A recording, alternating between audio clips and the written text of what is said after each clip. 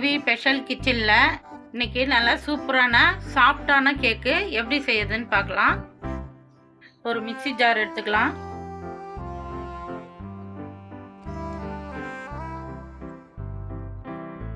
ஒரு மிக்ஸி ஜாரில் 3 முட்டை உடச்சி ஊற்றிக்கலாம்.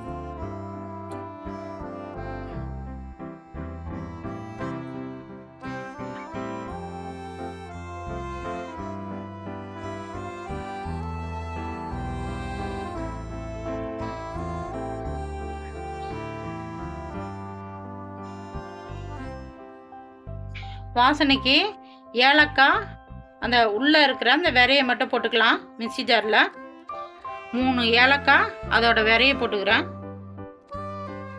1 கப்பு சர்க்கரை,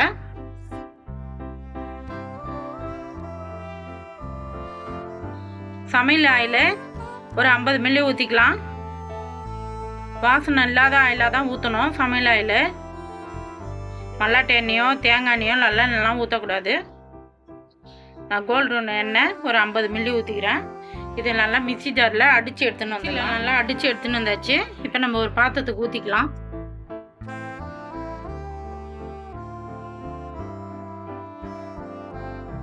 மைதா 1 கப்பு போட்டுக்கலாம். நீங்கள் எந்த கப்பில் சர்க்கரை எடுக்கிறீங்களோ அதே கப்பில் தான் மைதா எடுக்கணும்.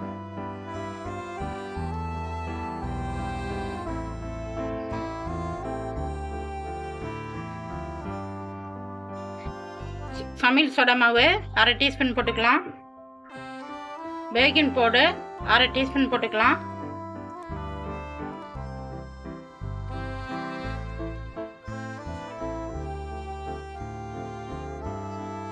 ரெண்டு டீஸ்பூனு நெய் போட்டுக்கலாம். நெய் பிடிக்காதவங்க அவாய்ட் பண்ணிடலாம். வினிகர் 1 டீஸ்பூன் போட்டுக்கலாம். நல்லா மிக்ஸ் பண்ணிக்கலாம்.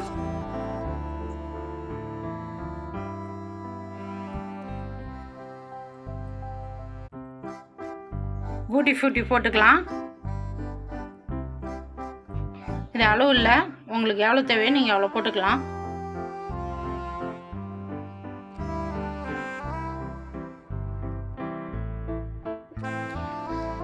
பால் காய்ச்சி ஆற வச்ச பால் கொஞ்சம் கொஞ்சமாக ஊற்றி நல்லா மிக்ஸ் பண்ணிக்கலாம். ஒரு 100 மில்லி பால் தேவை.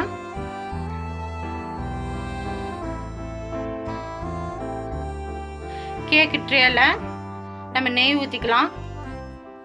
நெய் ஊற்றி பெஷால எல்லா இடமும் படுற மாதிரி பெஷால நல்லா தடவி கொடுங்க.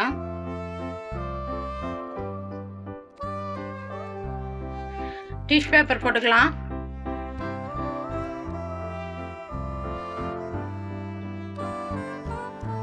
டிஷ்யூ பேப்பர் மேலே நெய் போட்டுக்கலாம். நீங்கள் நெய்யோ இல்லை எண்ணெயோ கூட போட்டுக்கலாம். நெய் போட்டால் கேக்லலாம் வாசனையாக நல்லாயிருக்கும் சாப்பிட.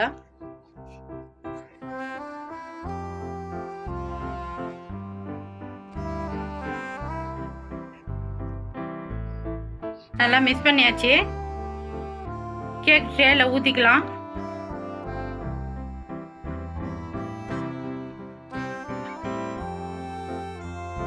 ட்ரேல வந்து ஃபுல்லாக ஊற்றக்கூடாது, ஆஃப் தான் ஊற்றணும். ஏன்னா கேக் வெந்துச்சுன்னா மேலே நல்லா பொங்கி வரும். கேக் ட்ரேல ஊற்றியாச்சு. நல்லா ஏர் பபிள்ஸ் இல்லாத நல்லா தட்டிங்க. ஏர் பபிள்ஸ் இருந்தால் கேக் வெடி போடுவோம்.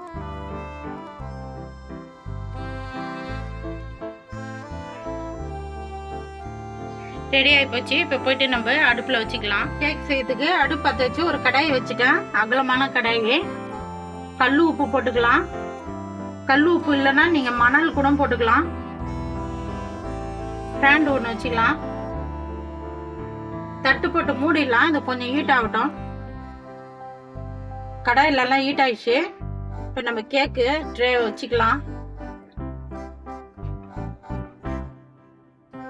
மேலே கேப் இல்லாத ஒரு தட்டு போட்டு அழகாக மூடிடலாம். 45 நிமிஷம் கேக்கு வேகிறதுக்கு டைம் ஆகும். 45 நிமிஷம் கழிச்சு நம்ம வந்து பார்க்கலாம். 45 நிமிஷம் ஆகிப்போச்சு. இப்போ கேக் வெந்துச்சான்னு பார்க்கலாம். ஒரு டிப் குச்சி எடுத்து அழகாக குத்தி பாருங்க. இல்லைன்னா கத்தி வச்சு கூட நீங்கள் குத்தி பார்க்கலாம். குச்சியில் கத்திலெலாம் ஒட்டாமல் இருந்துச்சுன்னா கேக் வெந்துச்சுன்னு அர்த்தம். இப்போ கேக் வெந்துடுச்சு. இப்போ நம்ம எடுத்துக்கலாம். கேக் நல்லா சூடு ஆறட்டும். ஆறின பிறகு நம்ம கட் பண்ணி எடுத்துக்கலாம். கேக் நல்லா சூடு ஆறிச்சு. நம்ம கட் பண்ணிக்கலாம். அந்த ஓரம்லாம் வந்து அழகாக கத்தியால் எடுத்து விடுங்க.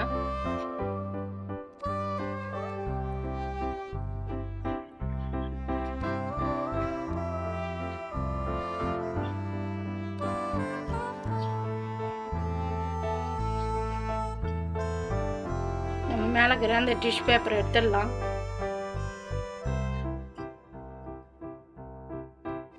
எவ்வளோ சூப்பராக வந்துச்சு பாருங்க. கேக்கை திருப்பி போட்டுக்கலாம்.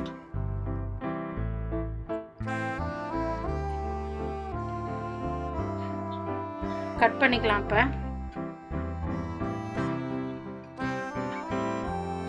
சூப்பராக சாஃப்டாக இருக்குது கேக்கு.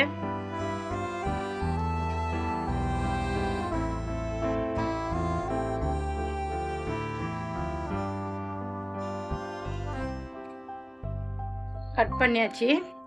இப்போ நம்ம எடுத்து பார்த்துடலாம் கேக்கு பீஸு.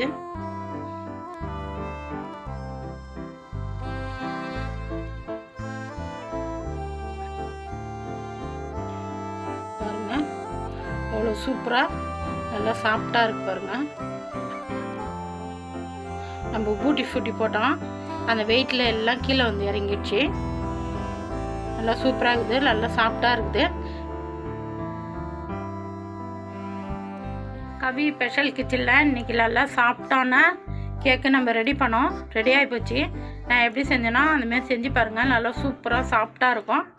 கடையில் எப்படி வாங்கி சாப்பிட்றோமோ அந்தமாரி இருக்கும். நம்ம வீட்டிலே செஞ்சு தரலாம் பிள்ளைங்களுக்கெல்லாம். நான் எப்படி செஞ்சேன்னா செஞ்சு பார்த்துட்டு எனக்கு சொல்லுங்கள், சப்போர்ட் பண்ணுங்கள். இந்த வீடியோ பிடிச்சிருந்தா லைக் பண்ணுங்கள், ஷேர் பண்ணுங்கள், சப்ஸ்கிரைப் பண்ணுங்கள்.